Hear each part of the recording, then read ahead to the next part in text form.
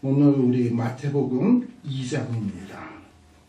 지난 시간까지 1장 내용을 살폈고요. 오늘은 이제 2장의 내용을 살피겠습니다. 마태복음 2장 1절에 보면 이렇게 시작합니다. 헤롯 왕 때에 라는 말로 시작을 하게 되는데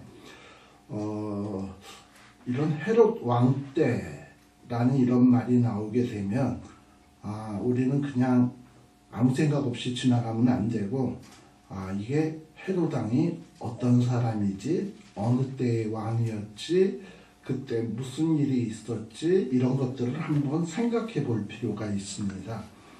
우리 예수님이 언제 태어나셨냐에 대한 기록은 성경에 구체적으로 서기 빵년에 12월 25일에 태어났다라는 말이 없어요. 그래서 우리 예수님이 언제 출생했나 라는 것을 알 수 있는 방법이, 추정할 수 있는 방법이 이런 어떤 역사적인 어떤 왕 이름 나온다든지 어떤 사건이 나온다든지 그런 걸 추정해서 우리가 예수님의 출생 연대를 생각할 수밖에 없습니다. 이 헤롯 왕이라는 사람은 BC 73년에서부터 BC 4년까지 살았던 인물이에요. 그렇다면 우리 예수님이 출생하신 연도가 우리는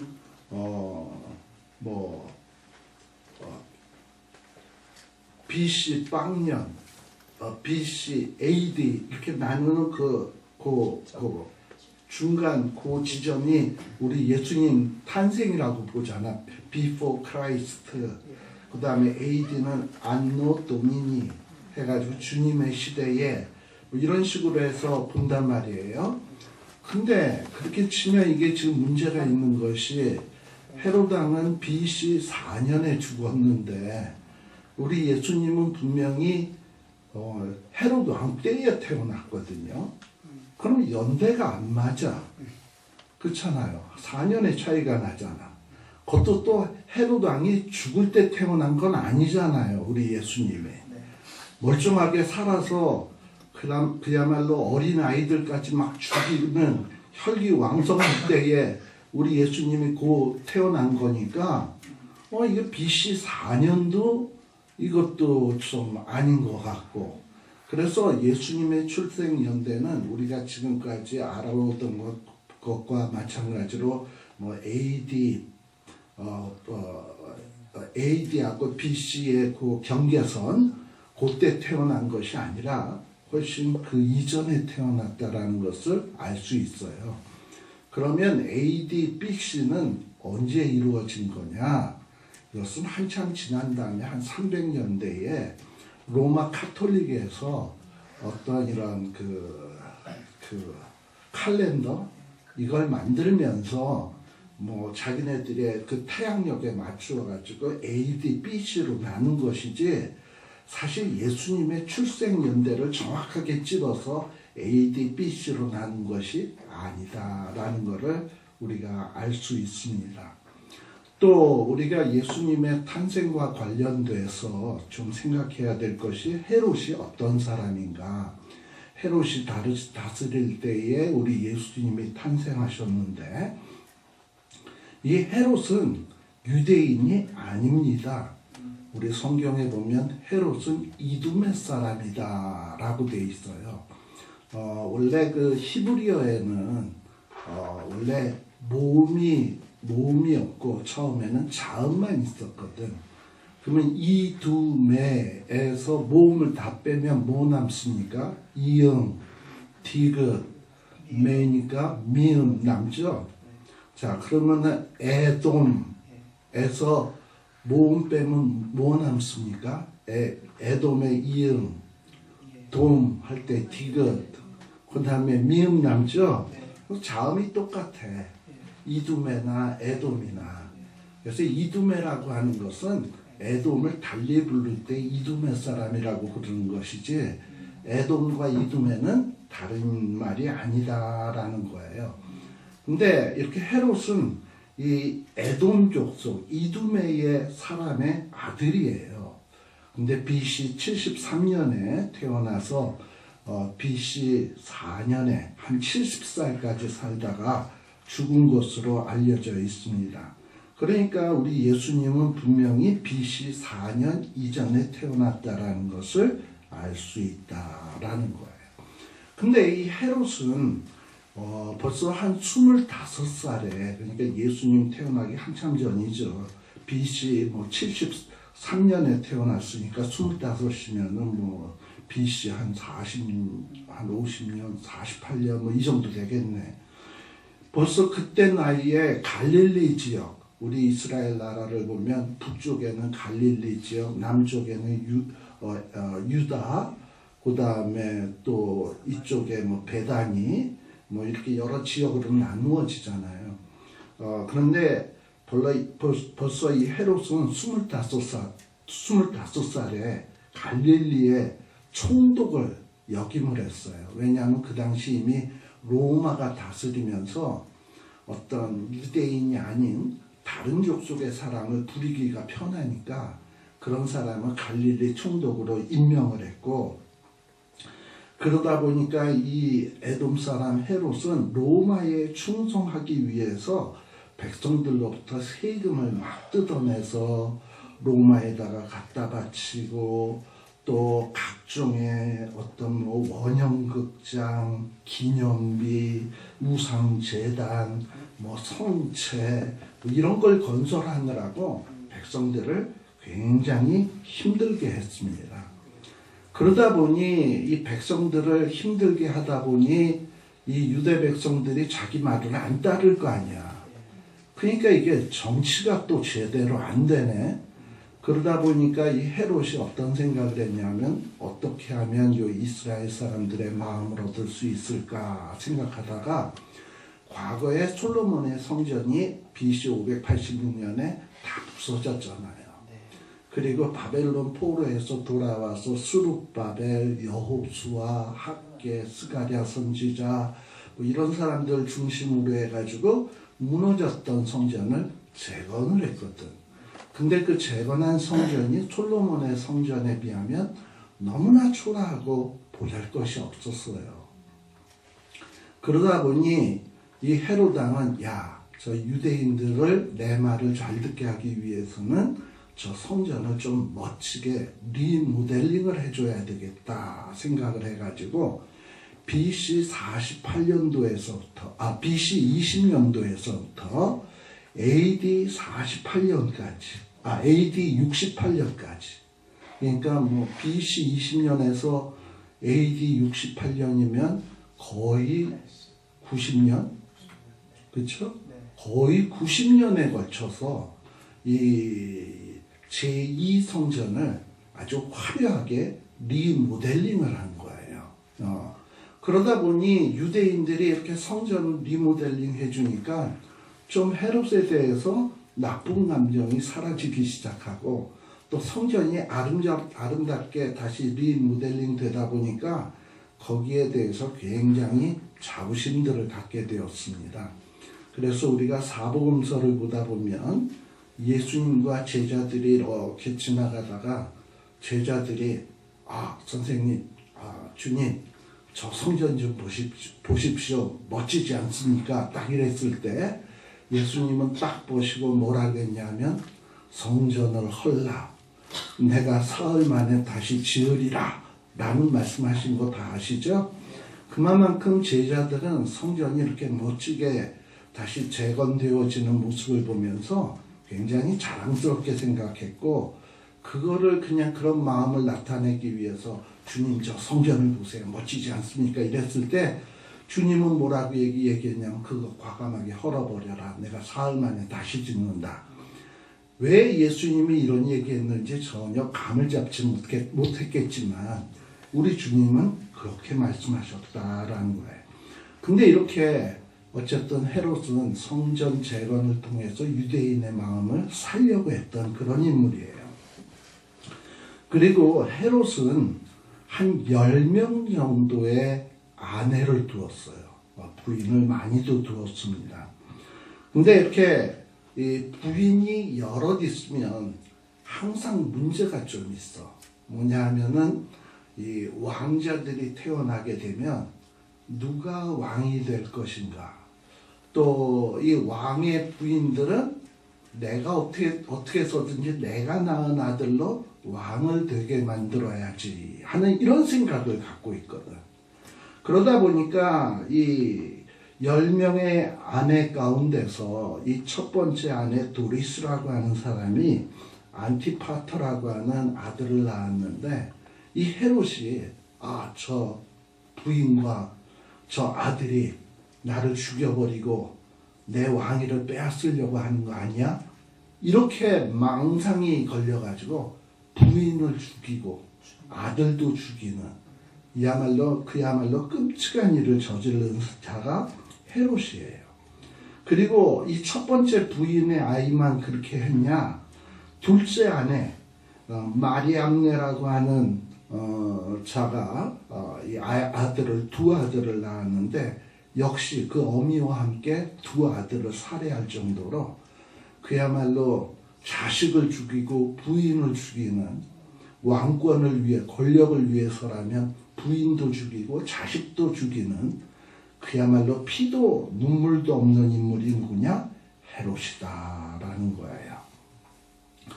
자, 그래서 우리가 이런 헤롯의 성향을 알게 되면 예수님의 탄생 소식을 듣고 2살 미만의 아이를 죽였다?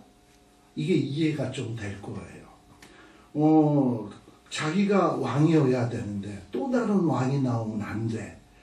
그래서 자기 부인도 죽이고 아들도 죽이는 사람인데, 뭐 동방 박사들이 와가지고 유대인의 왕으로 나시니까 어디 계시냐 하면 이 헤롯이 얼마나 팔팔 뛰겠습니까? 바로 이런 헤롯 왕 때에, 이런 잔인한 헤롯 왕이 다스리던 때에 예수님이 태어나신 거예요. 그런데 1절에 보면 예수님은 어디에 태어나셨냐? 유대 베들레헴에서 태어나셨다라는 거예요. 그냥 베들레헴에도 될 텐데 왜 앞에 유대라는 말을 굳이 붙였을까라는 거예요.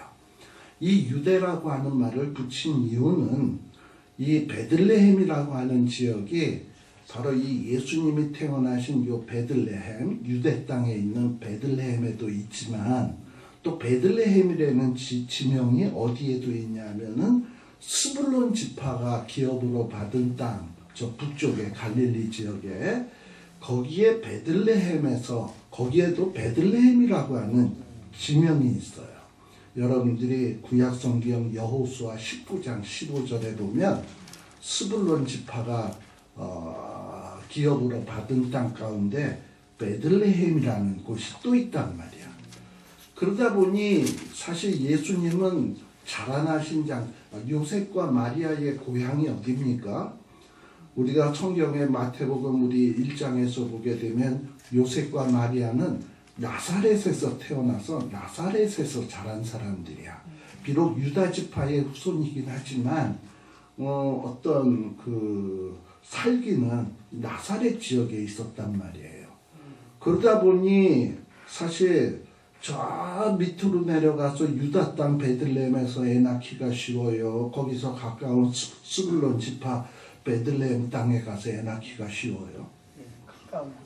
스불론 지파 거기서 베들레헴에서 낳기가 쉽지. 그러기가 쉽단 말이에요. 그러다 보니까 이 마태는 예수님은 나사렛에서 가까운 스불론 베들레헴에서 태어난 게 아니라, 예수님은 비록 요셉과 마리아가 나사렛 사람들이지만 먼 곳인 유다 베들레헴에서 태어나셨다라는 얘기를 분명히 하기 위해서, 그래서 이 또 다른 이 베들레헴과 구별하기 위해서 이 앞에다가 유대 베들레헴이다라고 얘기하는 거예요. 왜 이런 얘기를 하느냐? 우리 예수님이 공생애를 사실 때에, 공생애 사역을 하실 때에 많은 사람들이 저 갈릴리 나사렛에서 무슨 선한 것이 날 수 있느냐? 저 예수는 목수의 아들이 아니냐? 나사렛 사람이 아니냐? 갈릴리 사람이 아니냐? 이러면서 예수님을 굉장히 비하하고 멸시했거든요. 그래서 예수님은 갈릴리 사람이 아니다. 그 부모는 분명히 나사렛에서 사시던 분들이지만 이들이 예수님을 어디서 낳았냐? 예수님을 유대 베들레헴에서 낳았다. 왜 유대 베들레헴에서 낳았냐? 우리 미가서 5장 2절에 보게 되면은 유대 땅 베들레헴 에브라다야 너는 고을 중에서 작지 아니하다. 내게서 이 유다 백성을 다스릴 자가 나오게 된다. 라는 예언이 있거든요. 바로 이 예언을 성취하기 위해서는 예수님은 스불론 베들레헴에서 태어나면 안 돼. 유대 베들레헴에서 태어나야 돼. 그러니까 이 마태는 예수님은 성경에서 예언하신 대로 유대 베들레헴에서 태어났다라는 것을 확실히 하기 위해서 유대 베들레헴에서 태어나셨다라는 말을 여기 분명히 하고 있는 곳입니다. 그리고 이 유대 베들레헴은 바로 미가서 5장 2절에 메시아 탄생을 예언한 장소이기도 하지만 또한 여러분들이 그 룻기에 보게 되면 룻기에도 보게 되면 이 룻기에도 보면 이 다윗의 조상 룻, 보아스 이런 사람들이 살던 곳이 어디냐면 베들레헴이야. 그리고 룻과 보아스가 룻기 4장에 보게 되면 결혼을 해가지고 애를 낳거든요. 누구를 낳았냐? 오벳을 낳았고, 또 오벳은 누구를 낳았냐? 이새를 낳았고, 또 이새는 또 누구를 낳았냐? 다윗을 낳았더라 라고 되어 있어요. 룻기 4장 마지막 부분에 보게 되면 이런 걸 보면 이 베들레헴은 누구의 고향이냐면 다윗의 고향이기도 하고 또 다윗의 조상인 룻의 고향이기도 하다 이 말이죠. 그런데 예수님은 우리 마태복음 1장 1절에서 보면은 예수님은 누구의 자손이다? 아브라함과 다윗의 자손 예수 그리스도의 세계다라고 분명히 언급을 하고 있거든요. 그런 면에서 지금 이 마태복음 2장에서 헤로드 왕 때 예수께서 유대 베들레헴 하고 이렇게 말을 언급하고 있는 것은 그냥 심심해서 그냥 뭐 이렇게 하는 게 아니라 이 안에는 여러 가지 예수님을 이해하기 위한 우리에게 정보를 제공해 주고 있어요.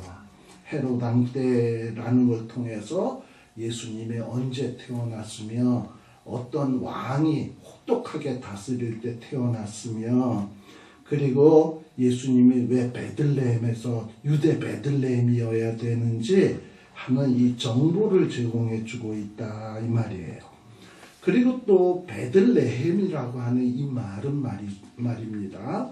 원래 히브리어의 베트라는 말은 집, 레헴 하면은 떡이라고 얘기를 하고 있어요. 네. 그러니까 어떻게 보면 베들레헴은 떡집이야, 떡집. 네. 자, 이렇게 예수님이 베들레헴에서 태어났다 하는 것은 뭐냐면 우리 예수님이 요한복음 같은 데 보게 되면 나는 생명의 떡이다 이러면서 본인을 떡에다가 비유를 하시거든요. 특별히 요한복음에 보면 오병이어 기적사건 나올 때 오병이어를 딱 하고서 나중에 제자들이 이렇게 모였을 때 내가 생명의 떡이다 이러면서 예수님이 자기를 떡에다가 비유를 하셨어요. 그러면 떡이 어디서 나와야 돼? 떡집에서 나와야지. 생명의 떡도. 그래서 베들레헴 하면은 생명의 떡이신 예수님도 베들레헴에서 태어나셨구나 라는 것을 우리가 알 수 있습니다. 그래서 우리 예수님은 우리에게 진정한 생명의 떡의 근원이시고 또 우리에게 생명의 떡을 주실 수 있는 분이시다라는 거예요. 자, 그런데 이렇게 헤로드 왕 때 예수님이 유대 베들레헴에서 나셨습니다. 근데 그때에 누가 찾아오게 되냐? 동방 박사들이 오게 된다라고 되어 있어요. 근데 여기 우리말 성경에는 나타나 있지 않습니다만 유대 베들레헴에서 나심에 하고서는 그 다음에 나와야 될 말이 뭐냐면 보라. 우리 헬라어로는 이두라는 말이 있거든요. 이두라는 말은 behold 혹은 lo 이러면서 이 사람들의 이 독자나 청중들의 관심을 집중시킨 거예요. 예수님이 베들레헴에서 났는데 봐봐 보라. 무슨 얘기냐면 동방에서부터 박사들이 예루살렘에서 왔단다라고 이 마태는 얘기하고 있는 거예요. 왜 이렇게 마태는 동방 박사가 온 것에 대해서 이렇게 사람들의 관심을 집중시키려고 했는가 하는 점입니다. 우리가 성경에 보게 되면 이미 구약 성경에 우리 이사야서 60장 3절에 한번 보세요.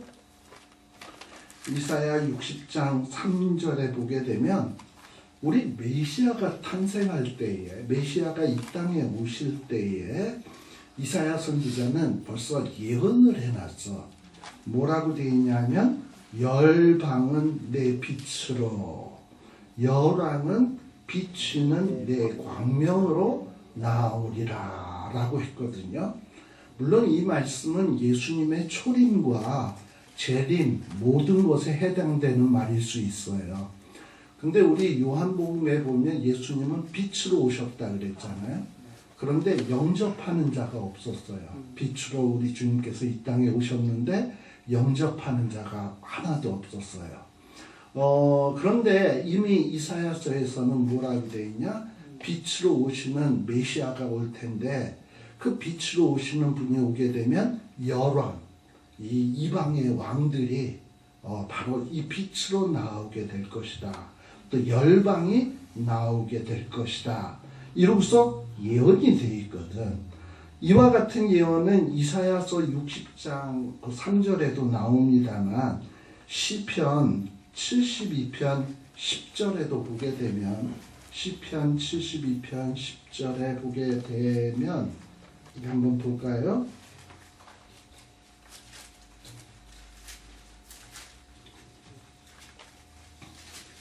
원래 시편 72편은 솔로몬의 시편이라고 돼 있어요.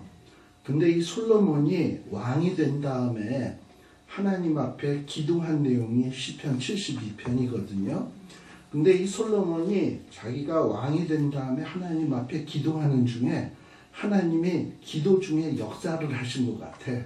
그래서 성령의 감동을 받아가지고 그 기도의 내용이 마치 예언 기도가 돼버린 거야.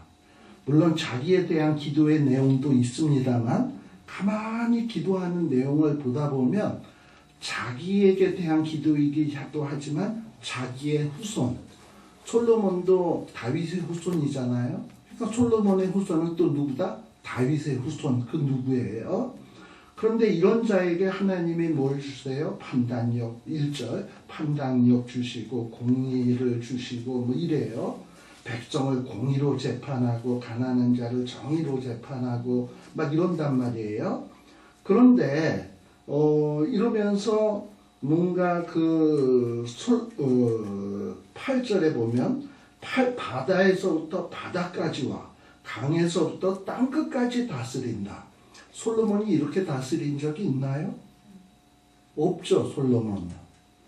솔로몬은 기껏 해봐야 그 유대 땅, 북이스라엘, 남유다, 뭐 그 옆에 조그만 나라들 뭐 이랬지. 저 다시스까지, 저 바다 끝까지 다스린 적이 없잖아. 그러니까 이거는 결국은 뭐냐면 자기에 대한 기도이기도 하지만 자기의 후손으로 태어날 메시아에 대한 기도란 말이지. 그런데 10절에 보게 되면 어떤 일이 벌어지냐.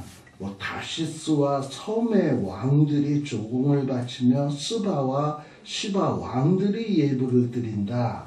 11절에 보면 모든 왕이 그의 앞에서 불복하며 모든 민족이 다 그를 섬기리로다. 왕과 모든 민족이 막 섬기게 된다라는 예언까지도 하고 있다 이 말이에요.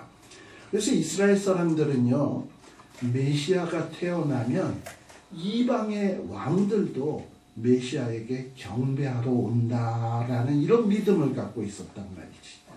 근데 예수님이 헤롯 왕 때 유다 베들레헴에서 태어났어요. 근데 그때는 아무도 예수님의 탄생에 대해서 관심을 가진 자들이 없었어. 그런데 성경은 왕들이 경배한다고 분명히 예언되어 있거든요. 그런데 지금 뭐라고 얘기하는 거냐면 마태는 봐봐. 성경대로 너네들은 예수님 앞에 나와서 경배하지 않았는지 모르겠지만 열방의 왕들은 예수님의 탄생을 알고 동방의 박사들이 예수님을 찾아왔다라고 얘기를 하고 있는 거예요. 우리가 지금 동방 박사 하면 왕들이 찾아온다면서요? 무슨 뭐 박사들이 찾아온 걸 갖고 거기에다 무슨 연관성을 관련이 있는 것처럼 얘기하느냐라고 얘기하기가 쉽습니다. 여러분, 동방 박사가 과연 누구일까요? 동방 박사. 이 동방 박사는 아마도 이 바벨론 지역에 있었던 아주 굉장한 사람들인 것 같아요.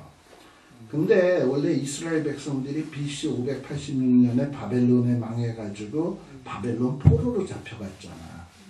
그리고 바벨론 포로로 잡혀가서 70년 동안 막 포로 생활하고 일부가 나중에 돌아오긴 하지만 대부분의 사람들이 바벨론에 계속 머물면서 살았던 사람들이 많단 말이에요. 근데 그 중에는 아주 뛰어난 사람들이 있었어. 누가 있냐면 다니엘 같은 사람. 그래서 다니엘은 느부갓네살, 벨사살, 후일에 이제 바사왕 고레스 때까지 이 다니엘은 그 왕들에게 인정을 받을 만큼 뛰어난 인물이었어요. 그러다 보니까 이 바벨론 지역 주변에 있는 모든 사람들도 유대인들을 무시를 못했어요. 그리고 유대인들의 영향을 많이 받게 되었고, 그러다 보니 여러분들 그 동방에 있는 그 바벨론 지역에 있는 이런 사람들은 특별히 이 점성술, 하늘의 별, 천체를 연구하는 일에 굉장히 해박한 지식을 갖고 있거든. 그리고 또 여러분 다니엘 같은 사람은 또 예언에 대해서 아주 뛰어난 능력을 갖고 있거든. 그러니까 이 하늘의 별을 보고 예언하는 사람이나 다니엘처럼 기도를 통해서 미래를 예언하는 사람 서로 관심이 없겠어요? 있지. 그러다 보니 이 점성술 연구하는 사람들이 굉장히 유대인들에 대해서 관심이 많았어. 근데 그러던 중에 이 박사들이 하늘의 별을 보다 보니까 뭔가 특이한 일이 벌어졌거든, 하늘에. 그러다 보니 저거 무슨 왕이 태어나는 징조다, 이런 생각을 가지고 유대에 찾아오게 된 사람들이 아마 이 동방에서 온 박사들인 것 같습니다. 자, 근데 우리 한글 성경에는 박사라고 되어 있는데 우리 그 영어 성경에 보면 메이지 또는 이걸 라틴어식으로 발음을 하면 마기 또는 복수 형태로 하면 마고이 뭐 이렇게 발음을 해요. 네.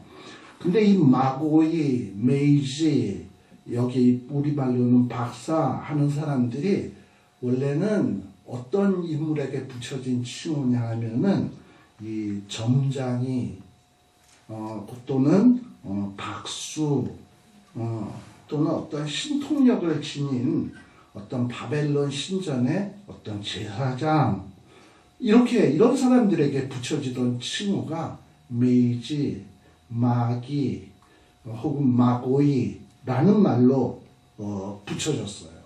한때는 이 말이 누구에게도 적용이 됐냐? 다니엘에게도 신통력이 있다고 생각을 해서 이런 말이 칭해지기 시작했습니다. 근데 그게 AD 한 200여 년경에 터툴리안이라고 하는 그 초대 어떤 이 교부가 있거든요. 근데 이 교부의 말에 의하면 이 마고이 메이지라는 말이 어떤 소규모 지역의 하나의 왕 같은 사람이었다라고 터툴레아는 그렇게 이야기를 하고 있어요. 그래서 이런 자들이 어떤 하늘에 일어나는 특이한 현상을 보고 예수님을 찾아왔다. 태어나신 예수님을 찾아왔다라고 얘기하는 것은 아까 우리 이사야서 60장 3절 봤죠. 또 시편의 72편의 10절의 말씀 봤죠. 그 예언을 성취하기 위해서 동방에서 박사들이 왔다라는 거예요. 자, 그래서 이 동방 박사들은 굉장히 어떤 별을 보고 왔다 그랬으니까 이 점성술, 천체 학에 대해서 굉장히 해박한 사람들이고 또 이 지위면에 있어서 굉장히 존귀한 사람들이었다라고 추정할 수 있습니다. 근데 우리가 무슨 역사적인 정보로 알 수 있는 건 요 정도까지예요. 요 정도까지가 우리가 이제 성경을 이해하는데 보탬이 되는 지식이란 말이지. 근데 사람들이 어떤 예수님에 대한 얘기나 성경에 대한 얘기를 미화하고 또 뭔가 좀 더 풍성한 뭐가 있는 것처럼 생각하기 위해서 뭔가 이렇게 역사적인 사실이 딱 있는데 거기서 끝나지 않냐고 또 거기에다 자꾸 추측을 갖다 붙여가지고 어떤 이야기를 뻥튀기는 경향이 있어요. 근데 이렇게 뻥튀기는 것은 성경을 이해하는데 전혀 도움이 못 된다라는 거예요. 질문 한번 던져볼까요? 동방 박사는 몇 사람이었을까요?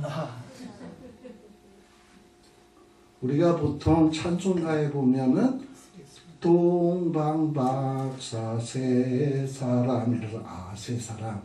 저도 어렸을 때서부터 세 사람으로 알고 있었어요. 왜냐하면 찬송가에 그렇게 나왔으니까. 근데 요즘 우리 이 성경도 개정판 나왔잖아. 찬송가 여기 개정돼서 나온 동방박사 세 사람, 그 동방박사 찬송가 찾아보면 어떻게 나오게? 이제는 세 사람자가 빠졌어. 동방에서 박사들 이렇게 돼 있어요. 세 사람이 빠져버렸어. 개정하면서. 왜 개정을 하면서 셋을 뺐을까? 논란이 많으니까. 우리 캐톨릭이 동방 캐톨릭이 있고 서방 캐톨릭이 있는 거 아실 거예요. 이태리를 중심으로 해가지고 여기는 서방 캐톨릭, 로마를 중심으로, 그리고 저 그리스나 터키 쪽을 중심으로 동방 캐톨릭 이렇게 돼 있는 거 아실 거예요. 그래서 동로마, 서로마 이렇게 나누어졌잖아. 근데 이 서로마 중심으로 된 이 캐톨릭에서는 동방 박사가 세 사람이라고 얘기해요. 그런데 또 저 동방의 이 캐톨릭에서는 이 예수님을 찾아온 박사들이 세 사람이 아니라 12명이라고 얘기해요. 왜 그러냐? 우리 구약에도 보면 예수님의 제자, 이스라엘 지파가 몇 지파? 12지파. 또 주님이 택하신 제자들도 몇 명? 12명. 그렇다면 이방에서 주님을 경배하러 온 사람도 이방의 대표 몇 명? 12명. 뭐 이래가지고 12명이라고 얘네는 우기고 이쪽에서는 3명 이러고 우긴단 말이지. 그러면 이건 언제 우리가 확실하게 알 수 있다? 천국에 가봐야 된다라는 거예요. 거기에다가 또 어떤 사람은 이 동방박사의 3명의 이름까지 아는 사람이 있어. 동방박사의 이름이 하나는 멜콘이고 하나는 발사살이고 하나는 가스포레. 자, 그런데 또 어떤 사람은 또 동방박사가 3명이 아니고 12명도 아니고 4명이라고 주장하는 사람도 있어요. 그래서 4번째 동방박사. 그래서 이 4번째 동방박사는 어떤 사람이라고 이렇게 전설에 내려오냐면 원래 이제 동방박사들이 하늘의 별을 보고 메시아가 유대에서 태어났다. 유대인의 왕으로 오신 이가 태어났다라는 걸 알았죠. 그래서 4명의 이 동방박사들이 서로 연락을 했다는 거야. 우리가 이 동방에서 이 왕이 나셨는데 경배하러 가야 되지 않겠냐? 아, 당연히 가야지. 해가지고 이 4명이 같이 가기로 약속을 한 거예요. 그래가지고 어떤 약속 장소를 정하고 시간을 정해서 3사람이 먼저 딱 왔는데 이 4번째 동방박사 알타반이라고 하는 사람인데 사실 아닙니다. 이거 지금 제가 지금 전서 알타반이라는 사람이 자기도 이제 이 약속 장소에 시간 맞춰 가느라고 가는데 갑자기 길거리에 누가 쓰러져서 피투성이가 된 채 쓰러져 있는 거야. 그걸 보니까 이걸 시간은 급한데 빨리 가야 되는데 이 사람을 왜 가자니 마음이 찜찜하고 이래가지고 어떻게 이 사람을 자기 나귀 위에 태워가지고 그래가지고 이 사람을 데리고 어디로 갔냐? 어떤 여인숙 여관으로 데리고 가서 자기가 갖고 있었던 루비를 내어주면서 내가 돌아올 때까지 이 사람을 잘 치료해주고 잘 보살펴달라. 이러고서는 그 사람을 맡겨놓고 그리고 이제 약속 장소로 간 거예요. 그랬더니 먼저 와 있었던 새 동방박사가 기다리다 4번째 동방박사를 기다리다가 시간 놓치겠다 해가지고 3명이 먼저 가버렸네. 그래서 할 수 없이 이 4번째 동방박사가 어떻게 해요? 혼자서 이제 예루살렘으로 온 거예요. 근데 예루살렘에 딱 와서 보니까 이 동방박사들이 벌써 떠났다네. 그럼 자기라도 예수님을 만나야지 하면서 물어물어서 예수님을 찾아가 봤더니 예수님도 애굽에 갔다네. 그러니까 뭐 어떡하겠어요, 이 사람이? 다시 이 말을 타고 이제 또 애굽으로 간 거죠. 그래서 애굽에 가서 또 수소문에서 알아보니까 또 애굽에서 여기 얼마 동안 살았던 것은 맞는데 이 예수가 다시 이스라엘로 갔다는 거예요. 그러다 보니까 이 동방박사가 기가 막히잖아요. 그런데 이 애굽 땅에 도착을 해서 보다 보니까 막 애굽 사람이 어떤 사람을 막 소녀를 때리는데 그거를 또 막아주느라고 또 자기 있는 재산들을 다 줘가지고 그 여자아이를 구해주고 뭐 이러면서 착한 일을 많이 하면서 애굽에서 살았다는 거예요. 근데 그로부터 한 30년이 거의 다 돼갈 무렵에 이 이스라엘 땅에 메시아가 있는데 막 병을 고쳐주고 뭐 사람들에게 말씀을 증거하는데 막 힘이 있고 뭐 보리떡 5개와 물고기 2마리로 5,000명을 먹이고 막 그냥 기적들을 막 일으킨다는 거야. 그 예수가 그 예수겠다. 그래가지고 이 사람이 애굽 생활을 청산을 하고 어디로 갔냐? 다시 이스라엘로 온 거예요. 근데 올 때가 장날이라고 예수님이 그날 뭐 한다? 골고다로 올라가신다는 거야. 십자가를 지고. 그래가지고 골고다로 올라간다 그래가지고 골고다에 예수님이 십자가에 못 박히신 모습을 본 거예요. 그래서 이 사람이 눈물을 뚝뚝 흘리면서 나는 예수님 탄생 때서부터 주님을 경배하려고 했는데 이제서야 주님을 뵙니다 하고 눈물을 뚝뚝뚝뚝 흘리면서 근데 내가 그때 예수님을 경배하기 위해서 예물을 준비했는데 이제는 내가 이 사람 저 사람 다 주고 지금은 아무것도 없이 주님을 찾아왔습니다. 눈물을 뚝뚝뚝뚝 흘리는 거예요. 그랬더니 예수님이 우리 성경에 나오지 않지만 예수님은 가상 7원 했잖아.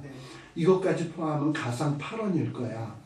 뭐냐면 예수님이 이 알타반이라고 하는 동방박사에게 뭐라 그러냐? 야, 너는 이미 그때 나에게 다 주었다. 그래서 내가 언제 주었습니까? 네가 그때 피 흘리고 쓰러진 사람에게 루비를 주어서 여인숙에 맡겼지. 애굽 땅에서 어느 소녀가 매 맞을 때 네가 구해주었지. 그게 다 내게 한 것이다. 예수님이 그랬다는 거예요. 저는 이게 어디서 많이 이야기가 막 섞여졌죠? 네.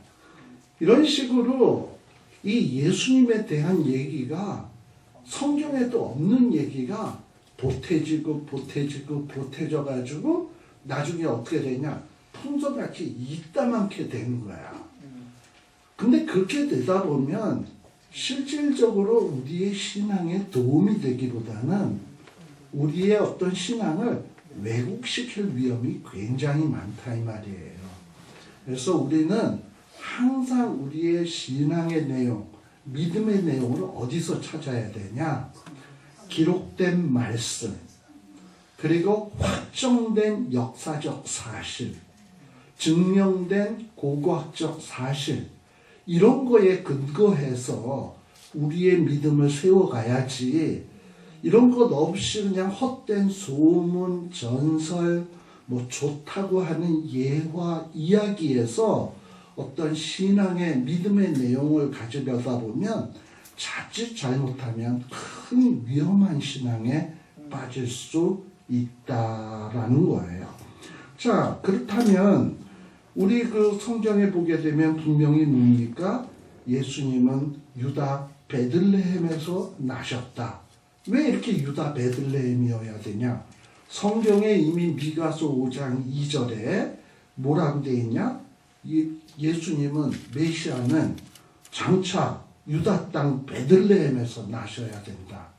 그래서 이 유다 땅 베들레헴이 뭔가 다윗이 태어날 때만 하더라도, 룻과 보아스가 그때 살 때만 하더라도 별 볼 일 없는 조그마한 동네였는지 모르지만 그 동네에서 메시아가 탄생하는, 온 세상을 다스릴 자가 그 땅에서 탄생됨으로 인해서 베들레헴이라고 하는 도시가 아주 영광스러운 도시가 될 것이다라고 성경에 예언이 되었거든. 그러니까 예수님은 어디에서 태어나야 되냐? 베들레헴에서 태어나야 된다라는 거예요. 자, 근데 제가 지난 시간에 좀 얘기했었죠. 지금 이 예수님이 탄생할랑 말랑할 때 우리 마리아와 요셉은 어디에 살고 있었습니까? 지금 예수님이 태어나기 전에는 나사렛에 살고 있었다 그랬잖아요. 나사렛에. 자, 근데 이 요셉과 마리아가 나사렛에서 살고 있어요. 물론 마리아와 요셉은 나사렛에서 살고 있지만 이미 이들은 자기네 몸에서, 자기네 이 슬라에서 메시아가 태어날 것을 마리아도 알고 있었고, 요셉은 비록 자기의 생물학적인 자식은 아니지만 어떤 법적인 자식으로서, 자기 정혼한 부인 마리아의 자식으로서 메시아가 태어날 것을 알고 있었단 말이지. 천사가 이미 가르쳐줘서. 그렇잖아요. 네. 이미 알고 있었어요.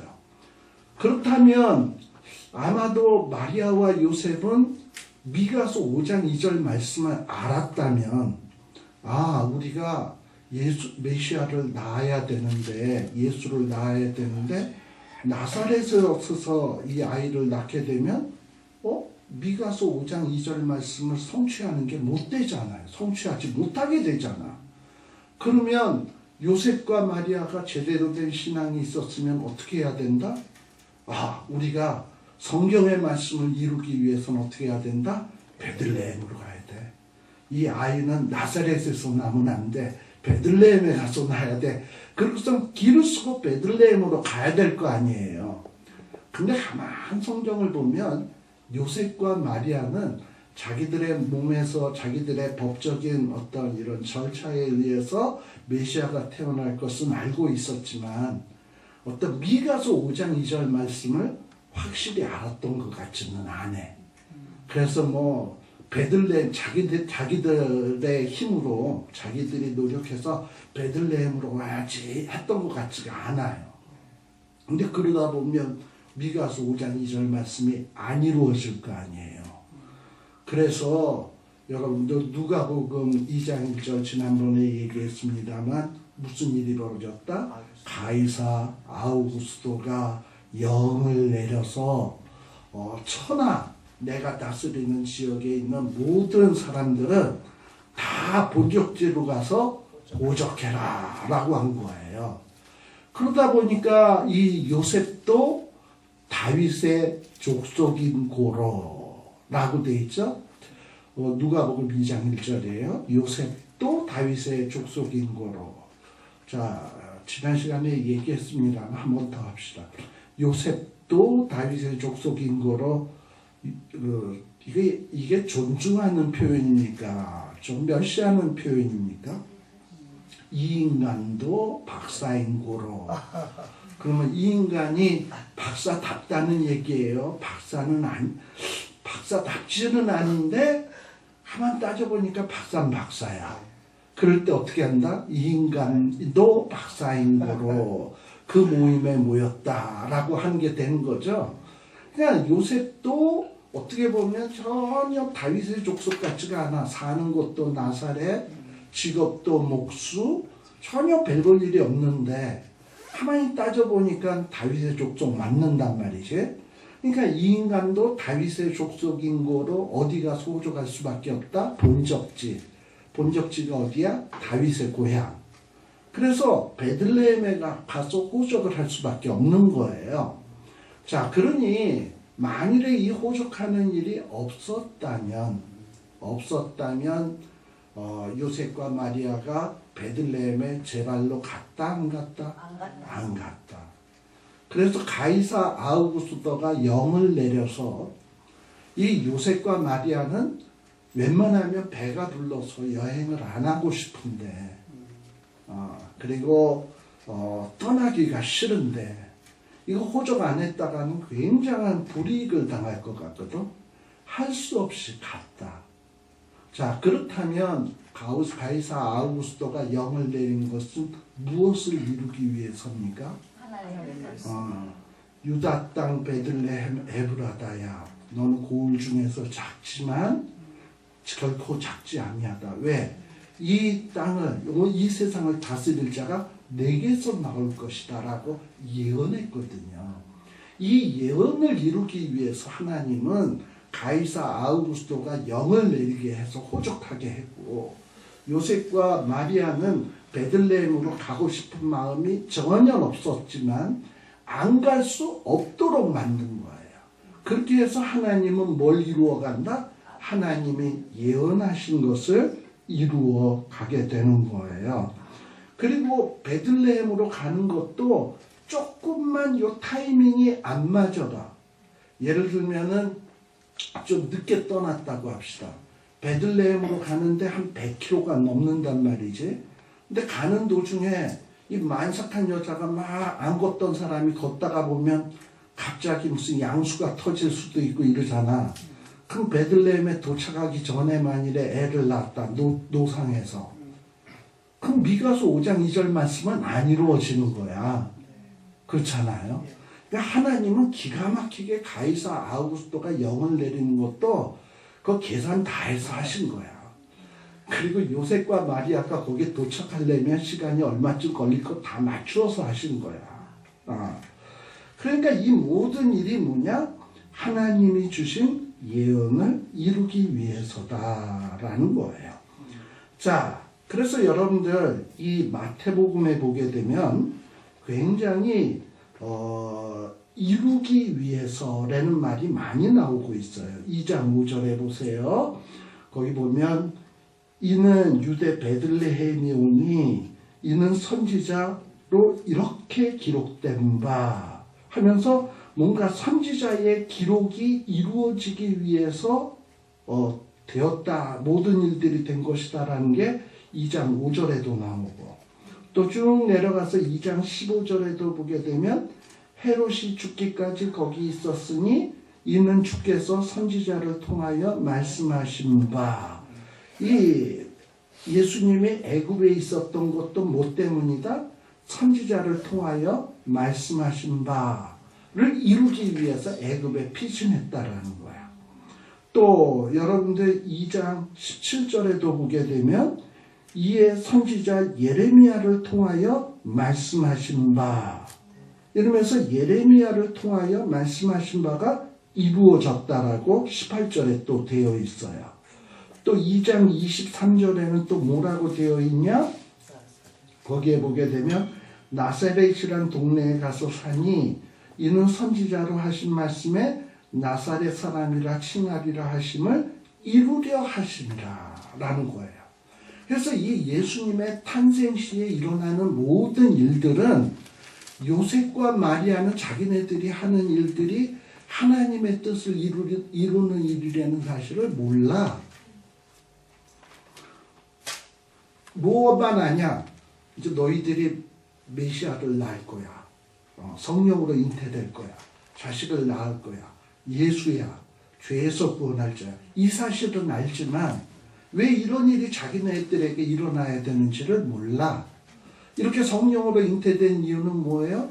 이미 이사야서에 예언돼 있었잖아. 보라 처녀가 잉태하여 아들을 낳으리니 그 이름을 임마누엘이라 하리라. 이는 선지자의 말씀을 이루려 하심이라 라고 지난 시간에 우리 공부했잖아요. 그것도 성령으로 잉태된 것도 하나님의 말씀을 이루기 위해서. 유다 베들레헴에 가서 나사렛 사람이 유다 베들레헴에 가서 애를 낳는 것도 하나님의 말씀을 이루기 위해서. 또 헤롯 왕 때 이 아이를 낳게 되는 것도 왜냐? 이제 라마에서 영아들이 죽어서 뭔가 라마의 라헬이 크게 통곡하는 이런 통곡이 들리게 되는데 예레미야의 말씀을 이루기 위해서고. 그리고 또 뒤에 넘어가서 예수님이 애굽에 가게 되는데 애굽에 가는 것도 하나님의 예언의 말씀을 이루기 위해서 호세아의 말씀을. 그리고 또 예수님이 애굽에서 이스라엘 땅으로 돌아오게 되는데 뭐 예를 들면 예루살렘이나 베들레헴에서 살지 않냐고 다시 갈릴리 지역에 가서 살거든. 나사렛에서. 이거는 나사렛 사람이라 칭함을 이루기 위해서다. 근데 이런 사실을 전혀 알지 못하면서 요셉과 마리아는 그냥 가요. 근데 하나님은 그들의 발걸음을 통해서 뭘 하냐? 하나님의 예언의 말씀을 이루어 가고 있다라는 거예요. 그래서 참 놀라운 것은 근데 이렇게 요셉과 마리아가 뭔가 자기 힘으로 하나님의 말씀을 어떤 하나님의 뜻을 알고 하나님의 뜻을 자기가 능동적으로 행하려고 하지 않을 때는 하나님은 어떤 방법을 동원하냐? 때로는 공권력, 가이사 아우구스토를 통해서 안 갈래야 안 갈 수 없도록 그렇게 해서 하나님의 뜻을 이루기도 하시고 또 한때는 또 어떻게도 이루시냐? 이제 아기 예수를 낳았어요. 낳았는데 갑자기 천사가 펑 나타나가지고 야, 너 이 애굽 땅에서 떠나. 왜? 헤롯이 지금 아이들을 죽이려고 해. 이래가지고 갑자기 천사가 등장을 해서 초자연적인 간섭을 통해서 이 요셉과 마리아를 이동시킴으로써 하나님의 뜻을 이루기도 하시고 이러면서 하나님은 하나님의 사람들을 막 뜻을 이루기 위해서 공권력, 필요하면 천사, 때로는 말씀 이런 걸 통해서 막 끌어당기고 있단 말이죠. 근데 이럴 때 우리 그 성경에 보게 되면 이 요셉과 마리아의 신앙이 얼마나 훌륭하냐. 우리 마리아 같은 경우에는 이렇게 고백을 합니다. 이 처녀 마리아에게 이 누가복음에 보게 되면 우리 누가복음 잠깐 한번 봅시다.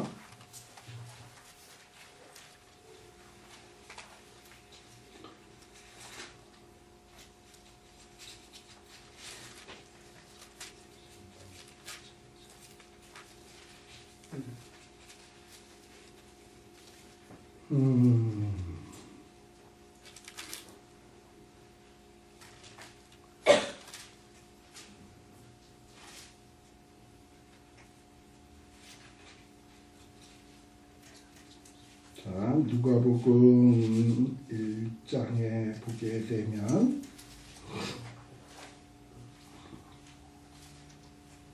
1장 38절 한번 봅시다.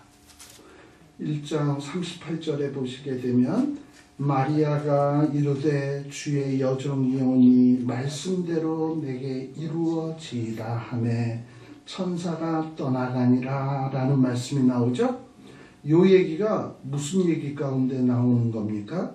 26절에서부터 보게 되면 천사 가브리엘이 이 마리아에게 찾아오게 됩니다. 그래서 마리아에게 뭐라고 얘기하냐? 30절에 보게 되면 마리아야 무서워하지 말라. 네가 하나님께 은혜를 입었다. 네가 잉태해서 뭘 낳는다? 아들을 낳으리니 그 이름을 예수라 하라. 뭐 이러면서 이 처녀에게 뭐라고 얘기를 하냐면 너 이제 잉태해. 잉태. 결혼도 안 했는데. 근데 네가 이제 잉태해서 아들을 낳을 거야. 뭐 아들을 낳는다니까 기쁜 소식입니까? 처녀 보고. 결혼도 안 했는데. 그리고 그렇게 해서 애를 낳게 된다는 거예요. 근데 만일에 여러분들이 지금 뭐 결혼도 안 한 처녀라고 생각을 해봅시다. 천사가 딱 나타나서 야, 너 이제 잉태할 거야. 애 낳을 거야. 떡두꺼비 같은 아이를 낳을 거야. 그러면 할렐루야 할 겁니까? 아니면은 아이고 이거 무슨 얘기하는 거야? 누구 장차 혼삭길 막을 일이 있습니까? 내가 처녀인데 애를 낳으면 돌 맞아 죽을 텐데 이게 뭔 소리입니까? 이러고선 화들짝 놀라겠어요. 놀라지. 그러고서는 뭐 그 얘기를 듣고 안 돼요. 이거 나 말고 딴 처녀한테 가서 알아보세요. 이러기가 쉽지. 근데 38절에 보면 마리아는 뭐라고 고백한다? 자기는 뭐다? 주의 여종이다. 여종이 오니 말씀대로 내게 이루어지다. 그러니까 자기가 지금 처녀가 잉태하게 되면 죽을 수도 있어요. 혼사길 망칠 수도 있어요. 여러 가지 불이익적인 어떤 일들이 발생될 수 있단 말이야. 근데 하나님은 너에게 이런 일이 일어나야 되겠대. 그랬는데 자기에게 불이익이 될 수도 있지만 하나님의 명령이라면, 하나님의 뜻이라면 나는 누구다? 주의 여종이다. 그러니 하나님의 뜻이라면 그 뜻이 내게 이루어지다 라고 고백을 하고 있는 거예요. 그러니까 하나님의 사람 이 마리아는 비록 자기에게 불리한 일이 발생될 수 있지만 성경에 예언되었고 그 하나님의 뜻이 이루어지기 위해서라면 비록 나에게 어떤 손해가 생길지라도 괜찮습니다. 왜? 나는 주의 여종이니까. 하나님의 뜻이 이루어져야 된다면 내가 비록 손해를 본다 할지라도 주의 뜻이 내게 이루어지다 라고 고백하는 게 이게 마리아의 신앙이라니까. 그러니 이 마리아의 신앙이 얼마나 대단한가. 근데 제가 지난번에 얘기했지만 마리아가 이런 고백할 때의 나이가 몇 살이라고요? 18세 미만이라고 얘기를 했잖아. 여러분들이 지금 18세 먹은 애 보면 신앙이 좋을 것 같아요? 안 좋을 것 같아요? 애들인데, 그렇잖아? 근데 이 애들 같은 처녀가 애 낳는데 이런 엄청난 고백을 하고 있다니까. 바로 이렇게 지금 마태복음 2장에서 헤로당 때 유다 베들레헴에서 예수님 나셨고 동방박사들이 예루살렘에 이르게 된 것들은 다 뭐다? 하나님의 말씀을 이루기 위해서다라는 겁니다. 그래서 시간이 됐네. 잠시 쉬었다 가도록 하겠습니다. 네.